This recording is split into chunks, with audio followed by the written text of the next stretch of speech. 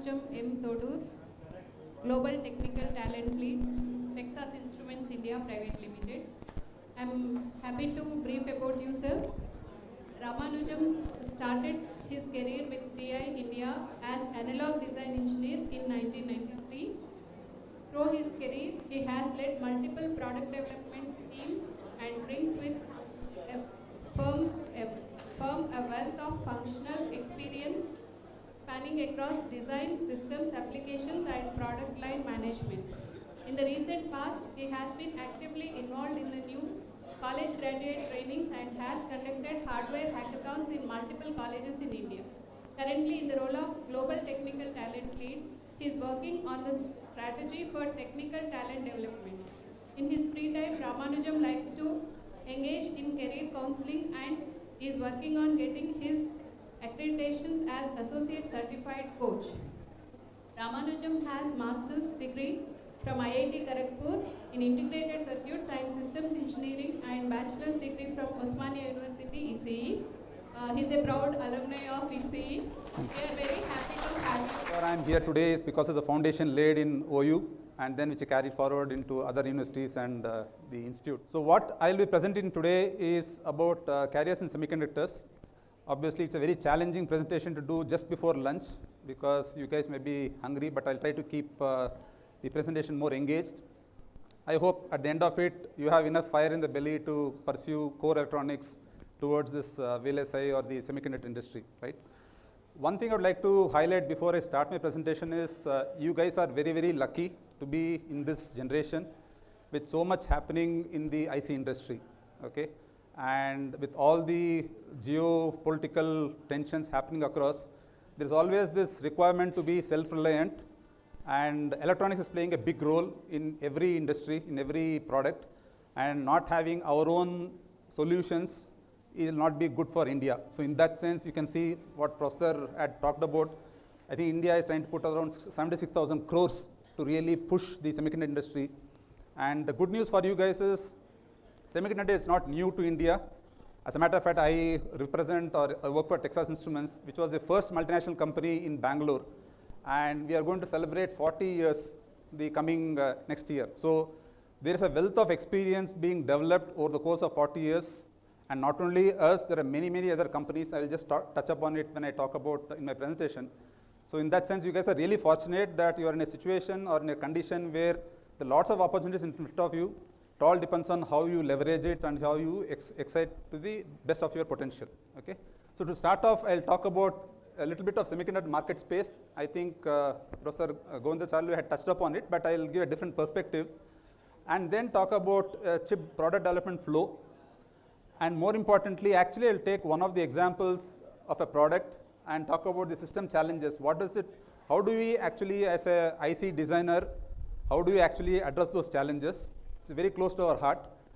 And then I actually will deep into the different career roles, and within those career roles, given that you guys are students, many of them are students, would like to understand like what courses are relevant to this type of opportunities.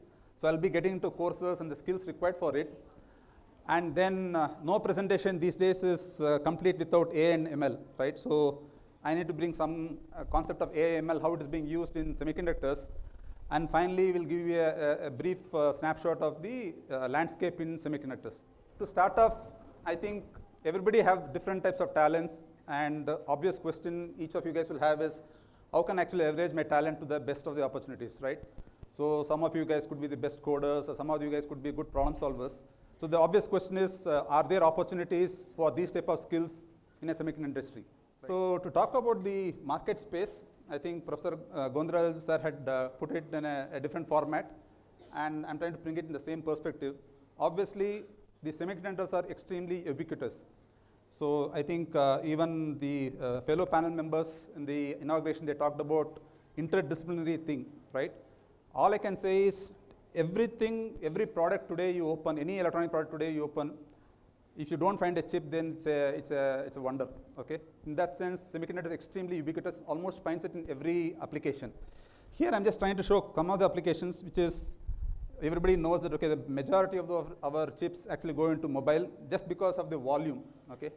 if there are so many billion people in India or in, let's say, around the world, if everyone has a cell phone and each cell phone has, let's say, 10 to 20 chips, that itself will drive the whole volume. So that's why you have high volume here. Obviously, then you have the PC and tablets.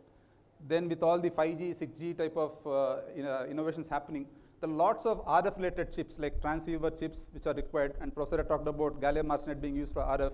It's an excellent opportunity for these type of applications. And with the COVID striking, I think what has happened is lots of things are moving to cloud, and that's putting tremendous amount of pressure on the server farms. Okay, so there are lots and lots of chips which get into server farms. Okay, both in terms of high-speed interfaces, because you need to talk. The cards have to talk to each other at a very high space, and also there are lots of power management chips as well, because each of the server farms are like a stacks, and you need power chips to actually power all of those, right? And then again, if you talk about medical electronics, I'm going to take one example in my presentation. I think when everyone went through this COVID, everyone used to pulse oximeter, right? So one of the things what is happening is many of the clinical things are now slowly getting into the handheld, and one of the technologies is actually helping that happen is the semiconductor. Okay, so you would have seen a huge X-ray machine, you would have seen different equipments in the clinical space, how they are being miniaturized and trying to bring it into your handheld, let's say, smartwatch. Okay, that technology is being driven mainly by the semiconductor industry. Okay.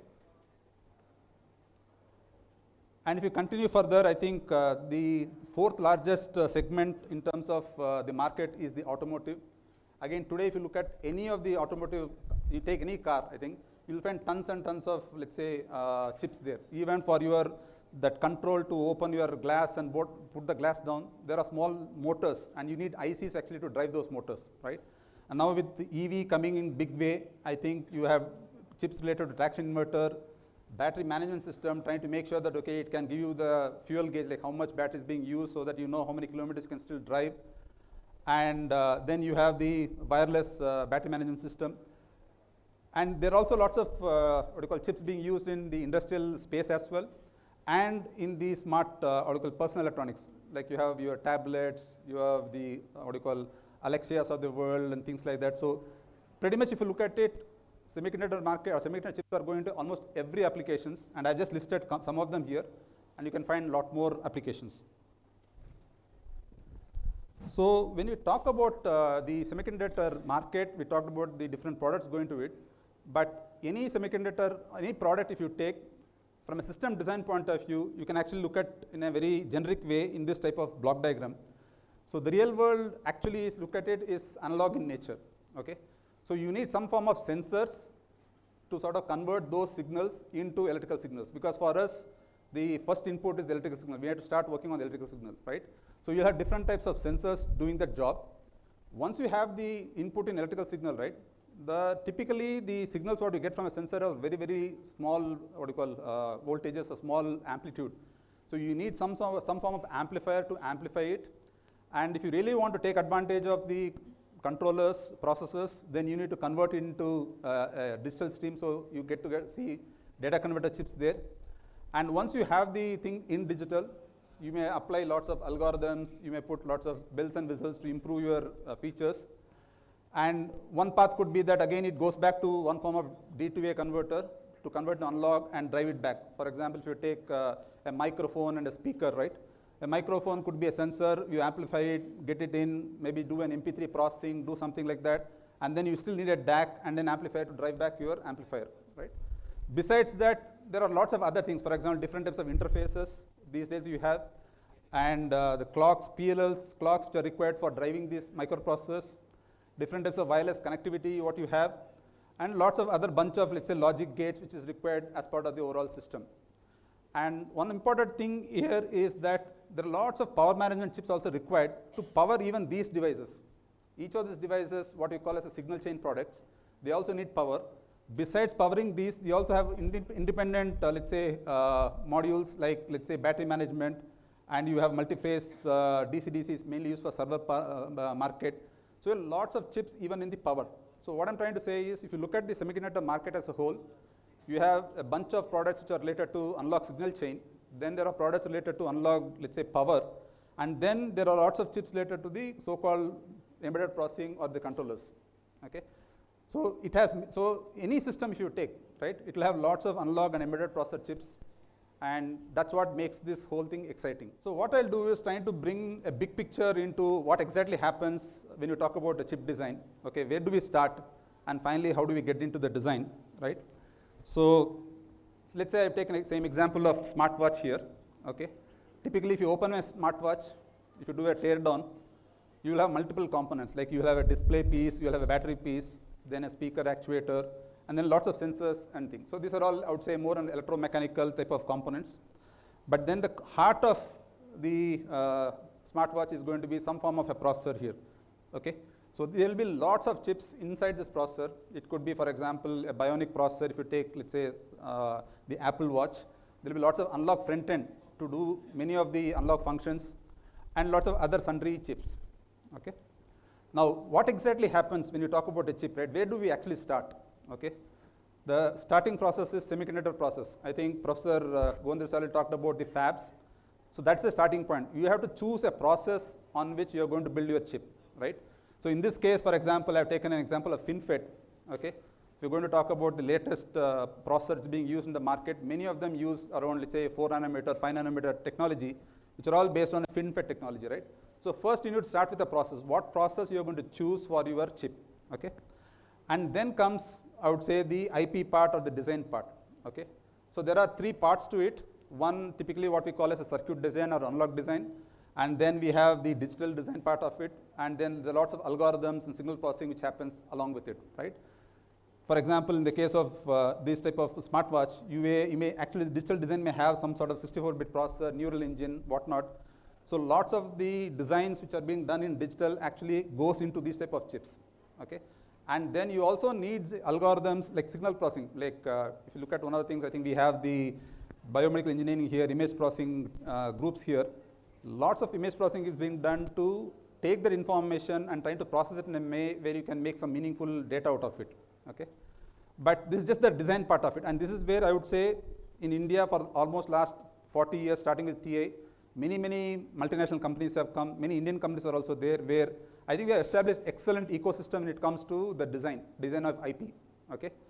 Now, what is changing at this point of time, if you look at it India, right, is the fact that Tata getting into the thing, they're talking about OSAT, right, we're talking about testing and packaging. You will see lots and lots of opportunities in this area where you want someone to be working on the packaging. In this example, for example, this is actually a system in package where you put multiple chips into the same, like you have 1, 2, 3 chips like that and packaged in a single package. So lots of technologies are improving in packaging, okay? And then once you have the package done, obviously you need to have some form of testing it, right? One piece is the design part, other piece is the testing part. And this is where you will see a lot more opportunities happening in India. We already have established enough ecosystem in this space. Going forward, you will see a lot more companies coming into this area of testing, packaging, and it has 2 parts to it. One is what we typically do in the lab, and one what we call as a final test or the production test. And then we also build lots of evaluation modules to be given to the customer. So the point here is that from a product development cycle point of view, there are enough opportunities for each of you guys, starting from the design part to the packaging, testing part. And we are at a cusp in the current part where you will see a lot more opportunities coming your way. Now what I'll do is, I'll just take one example of the smartwatch. Smartwatch has multiple sort of features, but I'd like to take ECG as one example to say, what does it take to build an ECG, let's say, feature in your smartwatch, and how the electronic design or IC design comes into picture to support that, okay? And from there, I'll try to take it to the college in terms of what are the courses you actually do. So what is being done here absolutely is not a rocket science. So you will see that, okay, if you are strong in fundamentals, many of the things you will be able to relate to what is being said here, okay? So what do you mean by ECG on a watch, right? Typically, if you do an ECG in a hospital, you'll be made to lie down and multiple leads are put across your body and you're trying to take the measurement. Essentially, it is trying to find your biopotential across the cross-section of your heart, okay? That cross-section of heart is being given through multiple leads. For example, this is between your left arm and the right arm. This could be from your, let's say, what has been put on your, let's say, near your tummy to the other side. So in a clinical way, you will see multiple leads, right? Obviously, when you talk about a smartwatch, you cannot have so many leads, right? So what happens in smartwatch is usually it only does the measurement between what is called as an eye vector, which is left arm and the right arm. So typically, if you look at a smartwatch, you will have something like this where it has 3 terminals. One is trying to touch your left arm, that becomes a left arm, and when you touch your right arm with that, you are taking the right arm. So that is between left arm and right arm. But you need some form of a reference for it to measure. The goal here is to measure the voltage between the left arm and the right arm to find the biopotential, right? But you need a reference. So that's where you get to do what is called as a right leg drive. I think it's taking the name from the fact that when you do a clinical thing, you actually, whatever you put on the right leg is taken as a reference. So the same name is being used. But here we're trying to use in some form of amplifier and a feedback to make sure that we get a reference. So the idea is to measure the potential between the left arm and the right arm to see the ECG waveform. Okay. Now, what are the challenges in implementing the ECG watch? Because ultimately it is going to be a small watch. So I'm not going to talk about many challenges, but at least take 2 challenges to drive the point. Okay. The first and foremost is the contact impedance is extremely high. The moment you have a contact impedance is high, which means that, okay, it's going to attenuate your signal, right? Impedance being high, R being high, the signal is going to get attenuated, right? The second part is if R is high, any small noise, it's going to sort of couple also, right? So those are the challenges we need to address, okay? Then the other challenge is the mains. You have the 50 Hertz signal everywhere, and they actually couple to your watch. How does it couple? It actually goes through this common your body, and this common signal actually, if there is any, let's say there's a small impedance mismatch between your left arm and the right arm, there's a small difference in your resistance, even though this is a common mode signal, that will actually create a small differential signal. And once you have the differential signal, whatever goes through the rest of the stages is going to amplify it.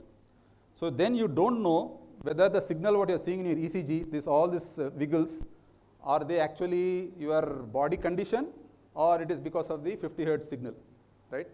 So we need to build some intelligence in our design to make sure that, okay, we can actually take care of these type of challenges. The way you do it is you create a sort of a loop, put an op amp, take the common mode and bring it back so that you can cancel it. Then you need to have a low pass filter because the signal you're trying to measure when you talk about heart rate is very, very low frequency, right? So you need to have a good filter so that you only look at the signal, don't look at all other noise. Obviously, since you are going to also do a conversion to digital, there will be some amount of aliasing happening because of data converters, right? So that also need to remove. Obviously, you need an ADC because you need to get all the information digital for you to do further processing. And we would have done some amount of, let's say, analog related filtering here, but still there are opportunities to do further filtering in digital. So this is where your digital experience, your signal processing experience will come into picture. And finally, we give that to a MCU, a microcontroller, which will try to take this data, and the application layer is going to work on this MCU to make sure that, okay, whatever when you press your watch, you see those displays, it actually comes because of that, okay? Now, I talked about this block diagram, and this is where I try to sort of go slow here and relate it back to what happens in the college, right, or the universities. It all boils down to fundamentals. There is no rocket science in this, okay? And to give you that confidence, okay, whatever we are trying to do to find lead detection is nothing but your lead, your network theory, whatever basics you learn from the network theory, okay? If you are strong in the network theory, this part of the design you'll be very comfortable with, right? Then comes the control systems, right? When you talk about the right leg drive, the control theory or control systems background is very critical for you to be doing a good design here, right? Then if you look at it, the instrumentation amplifier, it comes back to the analog design or the basic electronic design, right? And then the power line filter, as I said, signal processing. And last but not the least, the digital design, right? So if you look at it here, all the fundamental courses or core courses you are actually doing in the college are actually getting used in the system design, okay? So sometimes people ask me, okay, I'm learning so many core courses, what is the advantage, right? So if you open up a system and actually go through the details, you'll see that each of the fundamentals are being used, okay? And also obviously lots of firmware and software, because today if you look at it, none of these chips are standalone chip. So you'll have some form of memory, some form of flash put into it. So there is a requirement to have assembly level coding, firmware being there, and also one more layer of application or software on top of it, right? So this slide is just to give you that confidence that whatever you are learning in the college is getting used in the industry. So don't take your courses lightly. Please try to make your fundamentals strong. Once you are strong in it, you'll be able to do any sort of system design. So with that said, I'll actually get into the core. So obviously when we talk about the career opportunities, people think only design, right? But if you look at what happens in the whole flow of village chip design, there are many, many functions which have to come together to make a chip. It's not one single chip, one single function which does the job, okay? The first and foremost role which is available in a typical established company is what is called a systems engineer, okay? So he is the person who is actually working with the customer, understanding the requirements from the customer. He looks at the competition, he looks at the market. Based on all that stuff, he actually comes up with the technical requirement, what is required for the chip design, okay? There's also one more piece before this, which is called business development, who actually try to make a business case, like, okay, if I make this many products with this many features, then it can make this much of money and this much of profit, right? But that is little bit low at this point of time. I'm going more focusing on the type of opportunities available broadly in India, okay? The second thing is this chip architect. So once the system engineer comes up with the requirement, basically his output will be more like a data sheet or a product requirement document. Now the chip architect needs to understand what the system engineer wants or what the customer wants, and he needs to come up with a good architecture. Should I do something in analog? Should I do something totally in digital? Or should I do a combination of hardware and software? That type of partitioning needs to be done by the chip architect. So he needs to understand the requirement. Based on that, he needs to come up with what is the right solution so that it is meeting the requirement and also very cost effective. Then comes the actual, let's say, circuit design, right? So many of you guys will be aware that lots of opportunities are there for analog designers, right? Now, what they actually do is take the architect is going to give the requirement. He may have requirement for the digital engineer. He may have requirement for the analog engineer.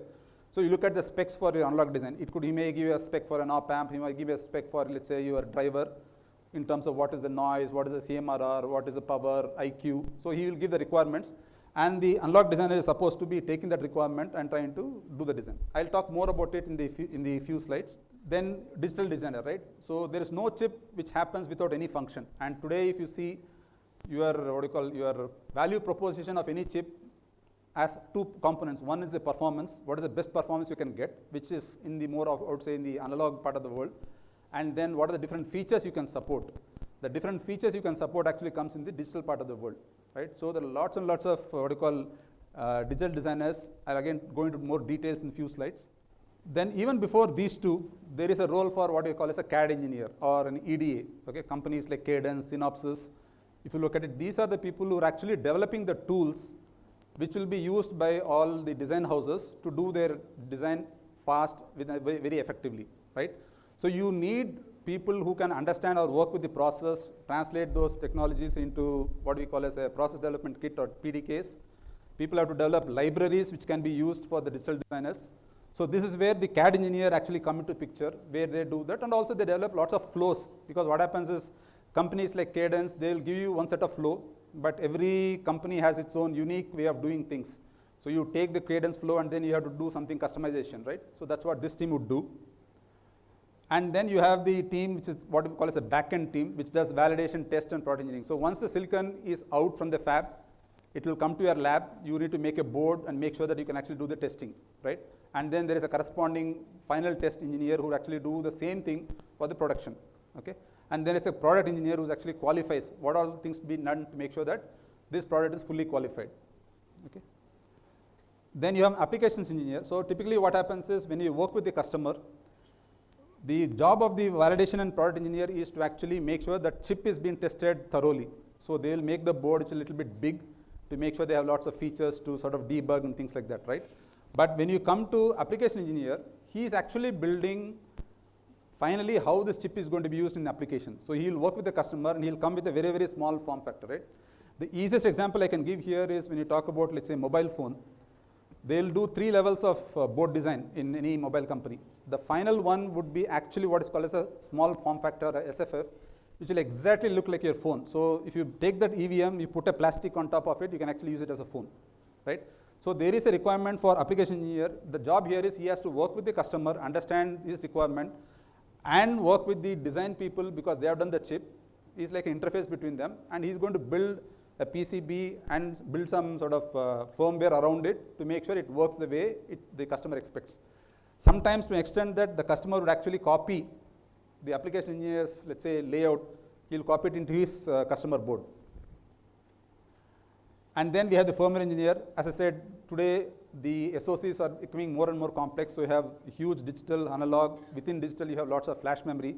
So the way that things are being partitioned, there is a role for firmware engineer who would come and trying to do between the hardware and software, trying to build a bridge. And there is also a very good role for software engineers. So semiconductor doesn't mean hardware. There are lots of software also being developed on top of it, and I'll talk about that as well. And beyond. The beyond I said because there are many other roles like program management, and if you are in a semiconductor process, then there could be some process related engineer type of roles.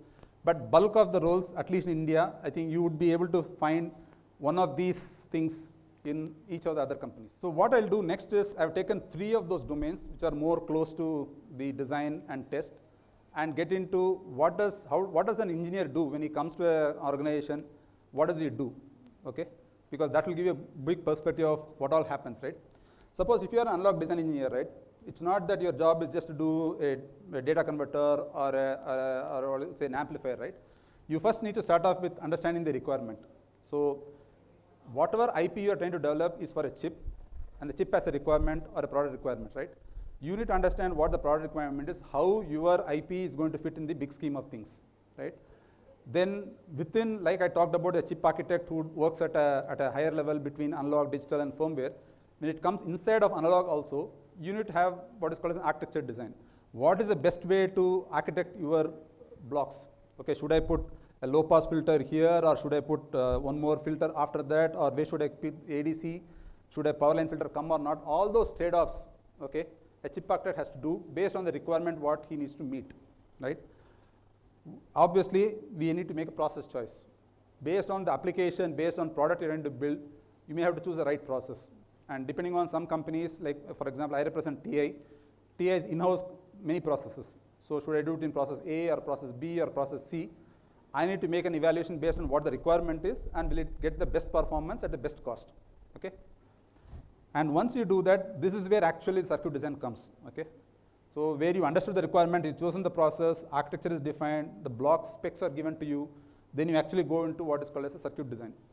And then obviously you need to do the simulation to make sure that, okay, it is working the way it should work. And the simulation happens at 2 levels, one at an IP level when you're working on a block, and then at a what we call as a full chip level, where you put multiple blocks inside the chip, and someone has to work at the simulation at that level. And then the critical component is the layout. So one of the things we actually emphasize when it comes to analog design is your chip is as good as your layout, not your schematic. You have a great schematic, you do very good, but if you do a very lousy layout with lots of parasitics and coupling, it will not work the way it's supposed to work.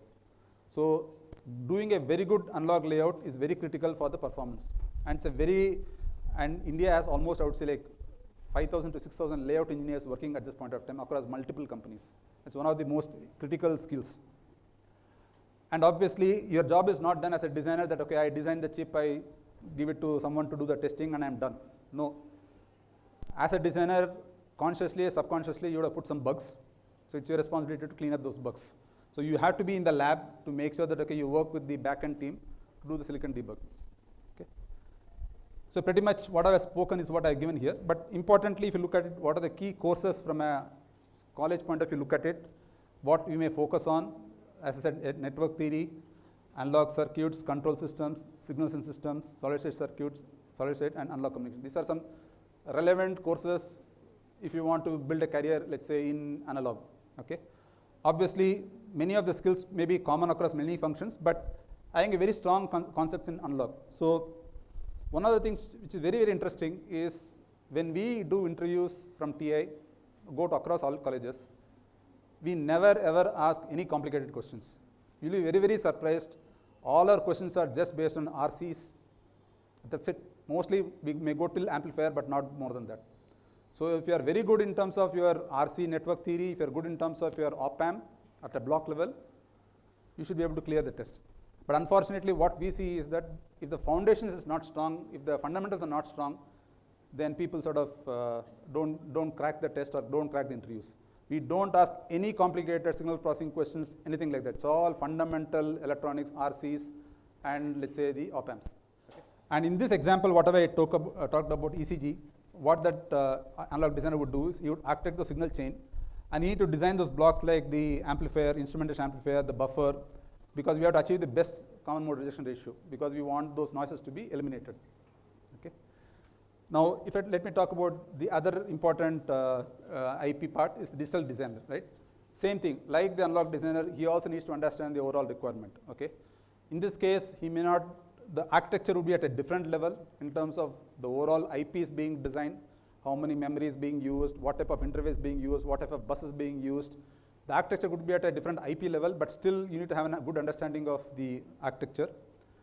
And when it comes to digital, there are many functions, and each function has become very critical, and that's mainly because of the market.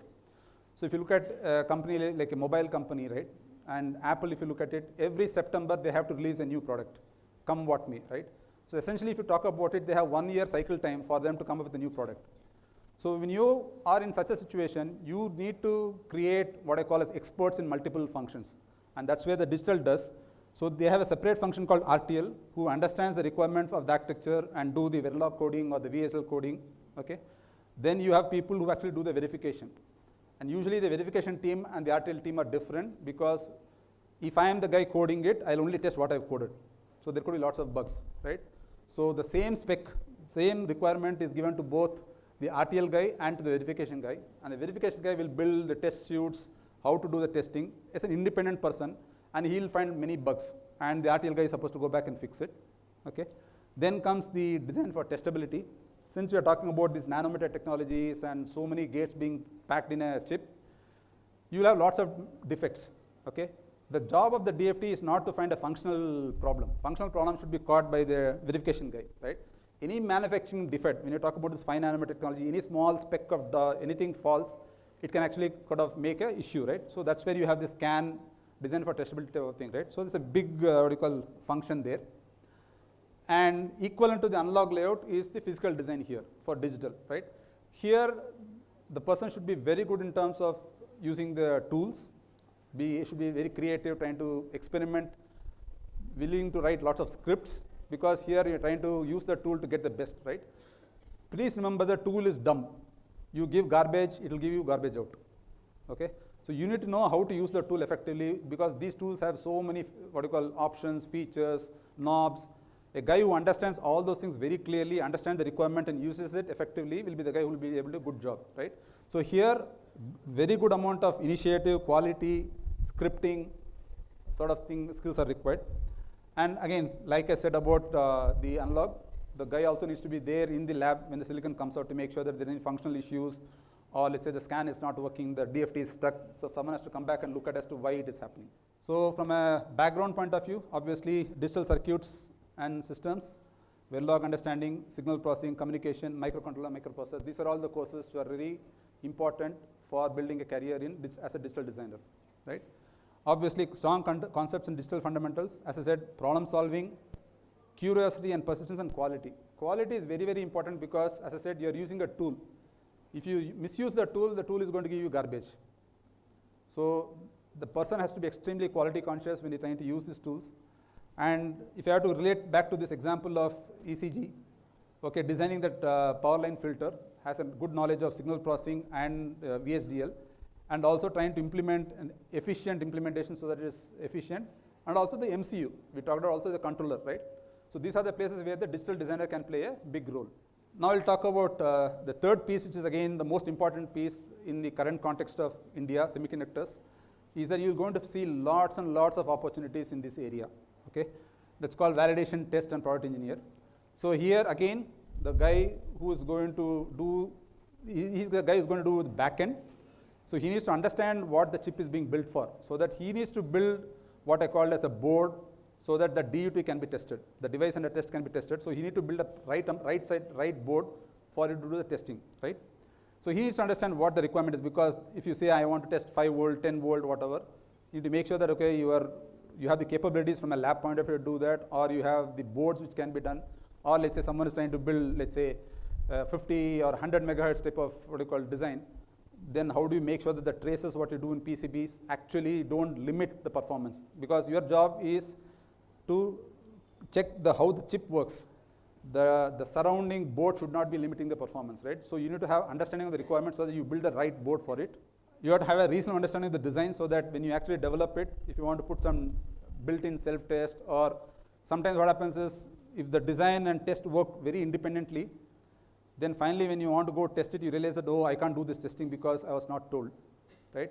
So you have to be involved with the design guys, understand what they're trying to build, so that you understand the requirement from the capability point of view, and if you want to do something, prepare your board to make sure you can do the testing, right? And then obviously the core skill is going to be PCB design, come up with the right board, and also a good understanding, or you need to have what you call scripting or a test programming type of skill, okay? Depending on the type of equipment you use, there are some languages and tools which you need to develop, but ultimately remember that you want to do this design as quickly as possible, right? So you need to create programs which can test your devices very quickly, right? And the same thing, you have to be very comfortable using the lab equipments. So the oscilloscopes or the spectrum analyzers or the power supplies or the probes, you should be a guy who is very comfortable using those type of equipment, because you are actually going to use those for you doing the testing, right? And same thing applies to the automatic test equipment, which is more like a final test. Something very similar, like people build, like you build a board here using PCB, we have a different type of board being built for the final test, a different type of programming being built depending on what type of testers you use, and obviously the silicon debug.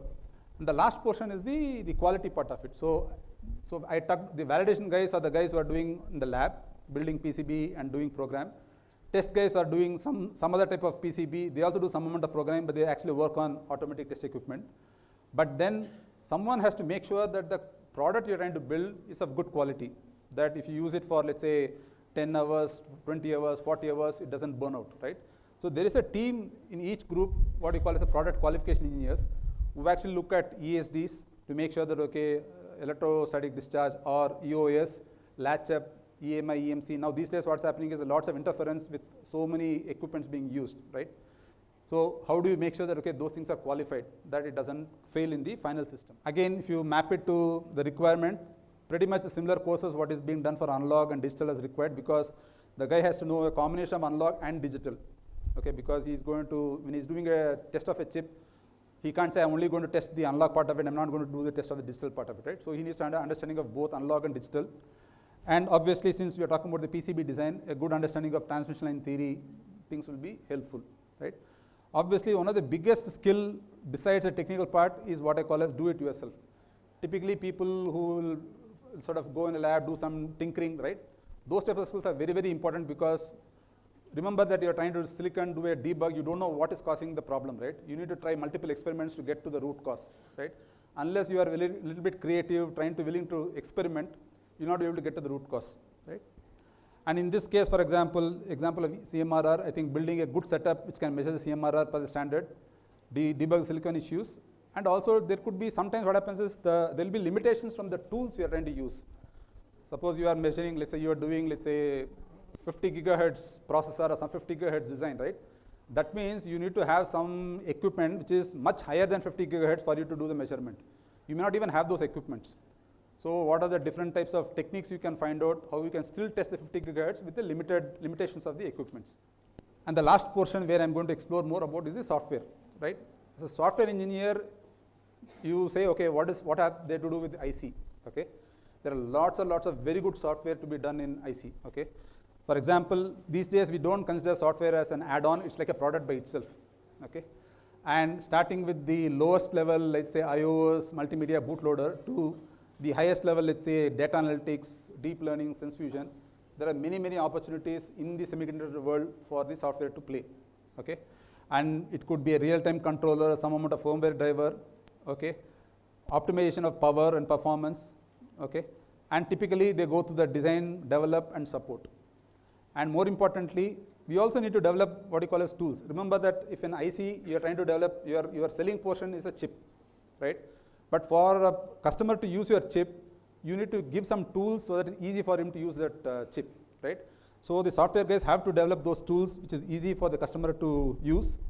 And obviously on top of it, if you want to develop applications on top of it, like the smart app, smart watch, right? You want different applications to see your ECG or your other meters. You need to have the application engineering or application knowledge as well, right? Again, from software point of view, look at it, optimizing the system architecture, working with the design team, that's one key thing. And there are lots of open source industry standard you need to understand, okay? Because it's not necessary that everything you need to develop in-house. Look at the open source, look at the standards what you can use. You have to develop the tooling so that ecosystem is good for people to use, right? And also last but not the least, you may also need to come up with application notes. How to use this particular tool or how to use this particular chip becomes also your responsibility. Again, many different courses, again machine learning, things like that come into this picture. And obviously skills are the hardware, software, debug skills. Obviously think like a customer becomes critical. And from a contribution to this ECG, I would say optimizing the hardware, software components so that we have the right architecture, and also build the tools required for necessary hooks for the application layer. Okay. Now, as I said, no presentation is complete without AI/ML. And if you think what AI/ML has to do with semiconductor, it has more and more things to do with semiconductors these days. So I've taken again 4 examples in my flow: analog, digital, test, and embedded processing, to see where it plays. Specifically, if you look at analog design, which people think, oh, how can you use ML because it is analog in nature? No. We can actually sort of come up with different, what you call, training models or different types of architectures or topologies and let the machine learn it. And once it learns it, then you give the tool the parameters to optimize. And you don't need to be spending the time to come up with what is the WAL for the transistor, or what is the, let's say, what type of, let's say, current sources I need to use and things like that, right? The tool will do the job because you are given enough topologies, enough blocks for it to get trained. Now you talk about digital, you can actually start off with a very, very high level synthesis. You can give a piece of code at a very top level, like a MATLAB code or even a C code, and the AI tool can actually do it and get to a point where you can, based on the trade-offs you suggest, it can come up with what are the right strategies to implement it in the RTL, okay? Now test is a big deal because when you do the final test, every chip is getting tested before it goes to the customer. So you have tons and tons of data at the test site. You can actually look at that data. From there you can actually come up and do some fault analysis and do some predictive learning in terms of, depending on some of the failures, can you learn and make sure you can predict those type of failures, right? Because the sooner you identify those problems, you don't need to go through the rest of the process. You will save cost, right? And last but not the least, when you talk about the embedded processing, right? These days you use so many sensors in your application that you need some sort of AI/ML tool to collect different sources of those data and trying to make sense out of it and trying to get the best performance out of it. Now, there are a couple of slides, I just talk about the landscape. The last I counted, there are some close to 100 companies inside India working on different opportunities. So all these companies, they're all multinational standard companies, okay? They've been in existence for quite some time. As I said, we have been there for 40 years, analog device, ST. So many of these companies focus on what I call as analog mixed signal type of products, okay? There are companies which focuses on, let's say, wireless, Broadcom, Infineon, okay? You have companies like Qualcomm, Samsung focusing on different types of processors, okay? There is this company like MaxLinear or Skyworks focusing on RF type of chips, okay? Then you have a bunch of memory companies. I think we have a good representation of Micron here for this presentation. So they are here, okay? And many such companies, okay? And you have this Cadence, Synopsys, which are all more like EDA tools, which are developing tools. On top of it, these days, one of the dream jobs for many people is NVIDIA, with their stock prices going literally through the roof. Everybody wants to be part of NVIDIA. So you have many of these companies doing NVIDIA, Intel, ARM, AMD. These are all the, I would say, the controller, AI, neural engine type of companies. There are multiple, signal processing company as well. But interestingly, if you look at it, there are very new entrants as well, okay? So many a time we feel Google is just a software company, but they actually have a chip design center in Bangalore, okay? Meta or Facebook is entering into it. Microsoft is doing some SoC design. And now we have Tata and Vedanta also entering into the thing. So as I said in the beginning, tremendous amount of opportunities. And if you think they're all standard companies, the ecosystem for both startup and your services are huge. Okay, so on left side I've created some of those companies which have been very successful. Like Aura has been there for quite some time. Signal Chip, they actually presented, let's say, 5G solutions. Signal Chip person, again, the founder is from TI. He started his company and been there for last 10 years. They developed 5G solutions and it is based out of Bangalore. You have Fermionic again in Bangalore. You have Omni Design and Reed, I guess, in Hyderabad, and even Serimorphic. And the latest entry into this is what is called a C2A Semiconductor. So even the startup ecosystem is increasing. And again, but most of them are all in the what I call as a design phase, not on the back end of the test. Then you have the bunch of, I would say, the consulting companies who have been there with us for quite some time, been supporting many of the big companies and also small companies, and many more. So I am just giving you a snapshot of the different companies, but as I said, there are more than 100 companies right now doing lots of different activities in semiconductors. And to finally get back to my starting point, I'm trying to merge the different solutions, different types of roles, and the type of talents. Very common sense, you can see that pretty much everybody's talent can be used in multiple functions. It's not necessarily that if I have a problem solver, will I fit only one thing? No, you could be in CAD engineer, you could also be in a firm engineer, or if you're a coder, not only in application, you could be a software, you could also be in CAD, trying to develop some tools. So there are many opportunities. So the point I want to drive here is that everybody have a different type of talent, and each talent can find multiple opportunities in the space of semiconductors. And again, I took permission from NPTEL. The reason I'm trying to put this in the context of the college is, while college has excellent professors, they give you very good coaching, you guys are again fortunate being in this generation to have exposure to so many MOOC courses. And one of the platforms which Government of India has put it is this NPTEL. So if you go to NPTEL and see, there are tons and tons of very good courses which you can take, and depending on your colleges, some colleges also try to give credit to the colleges being, to the programs being taken. The reason I'm quoting this is because, I'll be very honest with you, TI goes to many companies, many colleges to recruit, okay? It also doesn't go to many other colleges. So I always get this request from many colleges, why are you not coming to our college for recruitment, right? To be honest, if there is enough talent there who are strong in foundations, we want more and more people. But we don't have the bandwidth to go to every college, okay? But there have been situations where one of the, I would say some 10 or 15 people actually took some of the courses in NPTEL related to the analog chip design and digital. And based on their cutoff scores, we actually got them to talk to TA. We actually gave them an internship. Actually, one person, we even chose a person as an intern. And he also gave a job, but he went to IISc to pursue his PhD, right? So there are opportunities to get into bigger companies. If the companies are not coming to your campus for whatever reason, if you can enhance your CVs with many courses being offered here, again from a very reputed IITs, that actually increases your chance of, let's say, reaching out to different companies. Okay. With that said, I'll be open for more questions. Engineers, I have heard that we are using to develop this cadence and synopsis, we use scripting languages. Which scripting languages we do use? I heard script. Perl scripts is. Perl. Well, we do R language also we use. R language. R language and Perl. And then we have, I don't know whether it's standard or not, we use what is called Tickle. We use Tickle also. And one more doubt, sir. Now, I think we have now the chips we are designing with FinFETs. Did the FinFETs they are replacing MOSFETs totally? CMOS technology? They are replacing for what I call as real high density. For example, when you talk about, let's say, 5 nanometer technology, right?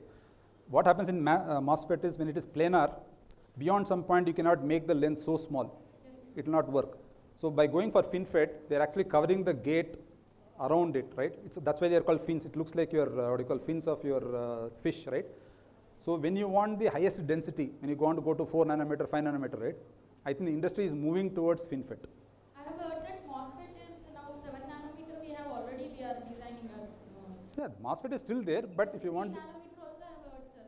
MOSFET, I'm not sure it will have a 3 nanometer because the moment you go to smaller geometries, right? The planar thing will not work.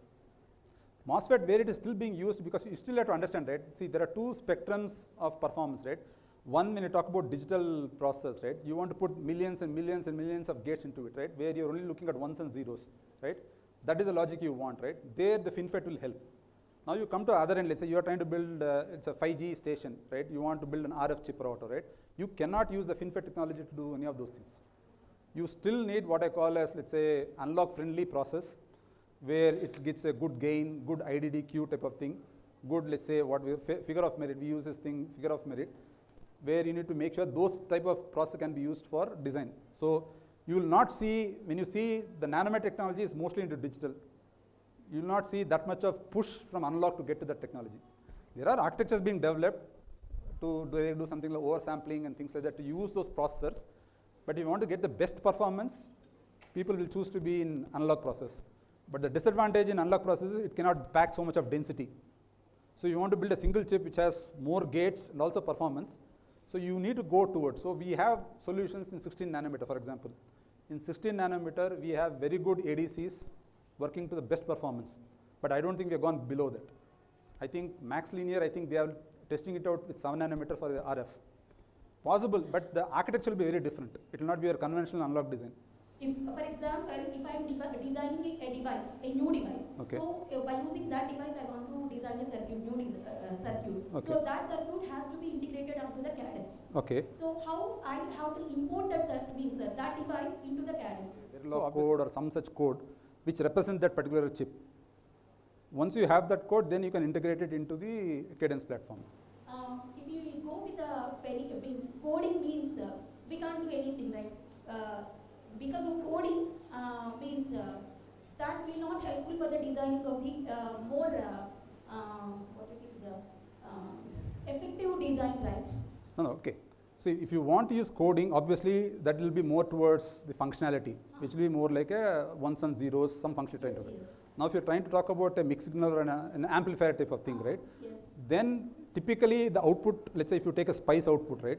It will be in one format. It says, okay, this is the transistor and this is how the source and drains are connected, bulk is connected, right? Some output is still going to be there from the circuit what you have created. Now you have to be able to import that circuit back into the cadence tools. Sir, you have mentioned R&D buffer in your one of these slides. Yeah. So what is R&D buffer? Right leg drive. Right leg drive buffer. That is, see, that name was chosen because in the clinical world, when you do the ECG, whatever they put on the right leg, right, that is used as a reference. Okay. So in this, we are taking our body as a reference. Okay. So that's why we are calling that as a right leg drive, but it's just a driver. Just think of it like the name has been given just to connect the dots with the clinical ECG.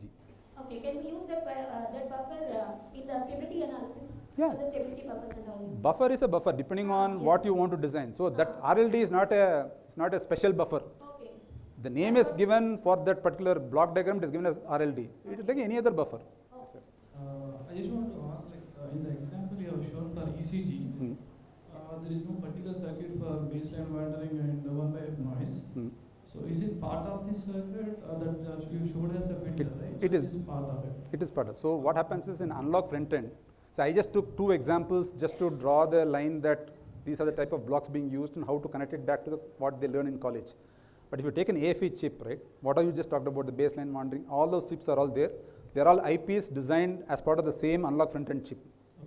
Sir, I just want to know, like, how much weightage does any project in MTech or BTech, I mean, what is the weightage which Texas Instruments consider for taking into placements? Okay, good question. Okay, even though my presentation was technical around that, you can ask any question.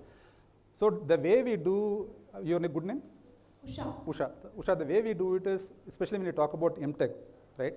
Obviously, we start off with their project. Now, it's not that we are going to assess a person only on the project. What we actually look in that is, what did that person contribute to that project? Sometimes what happens, we have seen is, people will talk, they use too many words. We dig little bit deeper into it, then no sir, this is not I did, sir, I got this script from my previous batch, sir, I took it, type of it. So what we are looking for is, whatever you are putting in the project, think, let's say if I go 3, 4, 5 levels down, if I, like a CBI inquiry, if I go into down, will you be able to answer all those questions? Which essentially means that you need to have strong understanding of what you are doing, why you have built, whether you built yourself or you took somebody's previous project and you're trying to take it forward. You need to have a very good understanding of it, right? That's all we check. right? Because we are not experts in the type of projects you are trying to do. So typically what you do is we'll ask you, okay, draw the block diagram. The moment you draw the block diagram, you put A, D, C, DAG, blah, blah, right? Then we start, okay, how did you choose this? What is the input spec for this? We may not know the answer, but you're trying to check whether you have thought about this thing as part of your design. And that to me, I would say, is more like a ice breaking or making sure the person knows what he's talking about, right? Then we actually go into fundamentals. See, for us, we want strong foundations, right? What you have done as a project just tells you your work ethics, whether you have understood what you're trying to build, whether you've gone to the depth. That is the only thing we are just checking there, right? And if it has some amount of, let's say, signal processing, DSP type of thing, we may touch upon some amount of basics there, right? But then we come back and start with our fundamentals, because ultimately we need to hire you for the type of work we do, which will be foundations. I've seen like 3D integration or 3D stacking. What exactly is that 3D integration or stacking that you want? There are two ways to do it. How would you make something smaller, right? One simplest way is design a single chip which will do everything what you want and make the chip smaller. That is what you call as a monolithic, which is the simplest one. But due to practical reasons, you cannot do that because of maybe the interferences, or you cannot integrate everything into a single chip, right? Then what is the next best way to do it? Architect your solution such that, okay, you have 2 or 3 chips, right? Now I can put those 3 chips like this, one next to each other, and make a thing, right? Then your thing becomes big. People don't want such big watch or whatever, right? Then can I do a stacking? So what they do is each of the silicon is mounted on a substrate, and you actually connect it within the package, and finally it is put in a package. So when you see from outside, it looks like a single chip. But actually if you open it, there will be 3-4 chips which are there, which are stacked, and which are all connected through the, what you call as bond wires or some wires inside that. That just to make sure that it can meet your size requirement and not lose the performance. My question is, how do we know what to use where? And before that, why do we have so many flavors of simulator? Okay. So I think fundamentally, if you look at it, right, what you want is, you want to draw a circuit in a you need some CAD tool to draw a circuit, right? So you need to be able to get this component. Once you draw a circuit, your job is to get the performance or simulate it, right? So you need to translate whatever you have drawn into some script or some, let's say, code or whatever, on which you can actually do simulations, right? So SPICE has been the fundamental, if you say, okay. The different flavors are depending on which company uses what, how they use it. But if I were you, I will not bother much about those. We are not expecting you to know all those tools before you come to TA or any other company. Nobody is expecting you to know everything you want to do for the job. Every company will have its own way of training people, tools. I may use Cadence, some other company may use Synopsys, right? So you should not waste your time worrying about the tools. Rather, what is the tool doing? How is the tool being used for the purpose, right? At the core of it, it is basically SPICE, because you want each of those transistors, the parameters to be put, and when you connect to it, some tool has to simulate it to make sure that, okay, it is giving the performance what you're looking for. Stick to your core, okay? The challenge is, on one side, you guys say that, okay, company is not coming, they are not hiring, okay? If you look at why they are not coming, if the people are not strong in foundations, fundamentals, and there is no history of those colleges that we have got good people, please be very clear, every company is in doing business, right? They will go to a college where they can find more people, right? But what we are seeing is, for whatever reason, people they write MSET, do everything, they want to be in computers, electronics, because that is second best one.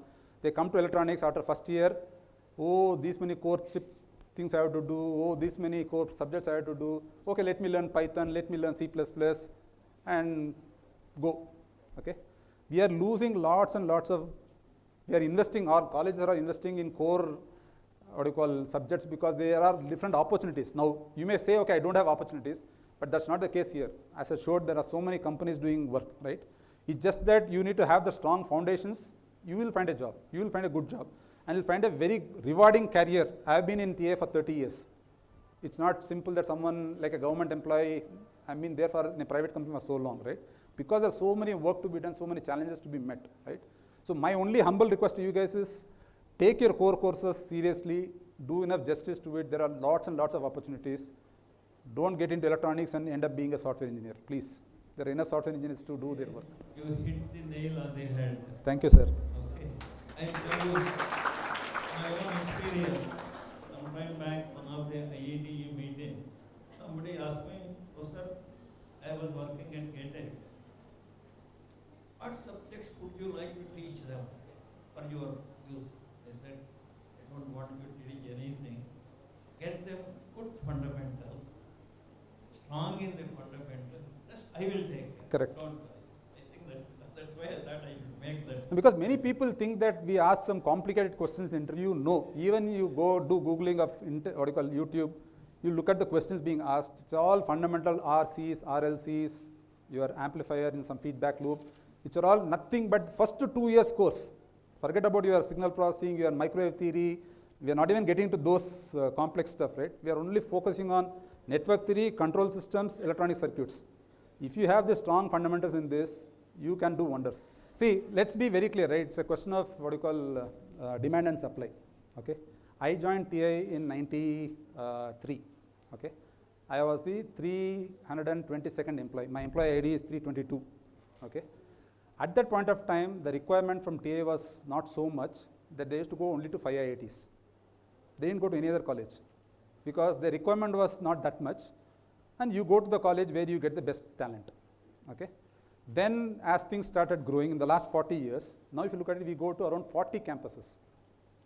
Okay, all the IITs, next level IITs, BITS Pilanis, we go to the government colleges, good government colleges like PSG in Coimbatore, then we go to, let's say,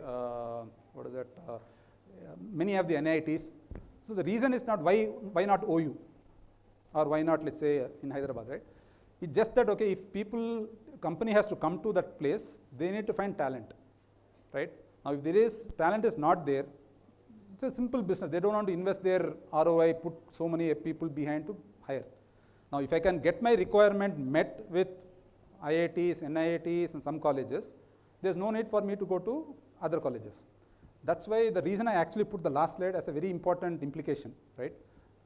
We also know that there are some brilliant gems sitting somewhere, right? Now, how do I get to that gem without using all the infrastructure I have with me, right?